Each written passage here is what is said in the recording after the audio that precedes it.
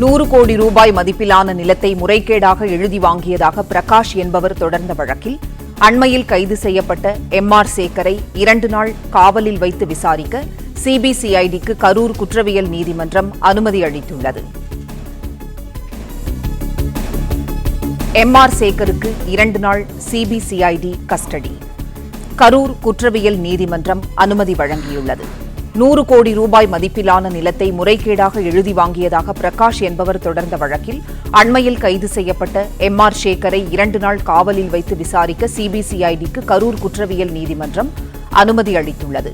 அதிமுக முன்னாள் அமைச்சர் எம்.ஆர். விஜயபாஸ்கரின் சகோதரர் சேகர் மற்றும் செல்வராஜ் ஆகியோர் திங்களன்று கைது செய்யப்பட்டனர். எம்.ஆர். சேகரை 7 நாள் காவலில் எடுத்து விசாரிக்க சிபிசிஐடி போலீசார் கோரிய நிலையில் 2 நாள் கஸ்டடி எடுத்து விசாரிக்க அனுமதி வழங்கப்பட்டுள்ளது. செய்தியாளர் அருட்செல்வன் இணைப்பில் இருக்கிறார்.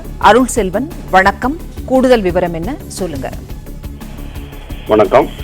கரூர் மாவட்டம் வாங்கலை அடுத்த காட்டூர் கிராமத்தை சார்ந்தவர் பிரகாசன்.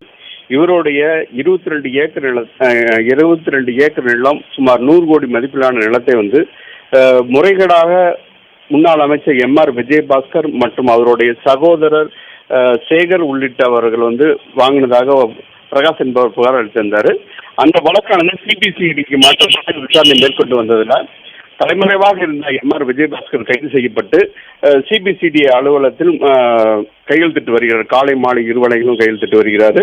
அதன் அடிப்படையில் அவருடைய சகோதரர் தலைமறைவாக இருந்த நிலையில கடந்த திங்கட்கிழமை அன்று அவரை சிபிசிஐடி போலீசார் பின்தொடர்ந்து சென்று கைது செய்தனர். கைது செய்து திருச்சி மத்திய சிறையில் அடைத்திருந்த நிலையில அவர் சிபிசிஐடி காவலில் எடுத்து விசாரிக்க இன்று கரூர் நீதிமன்றத்தில் மனு செய்திருந்தனர். அந்த மனுவின் அடிப்படையில்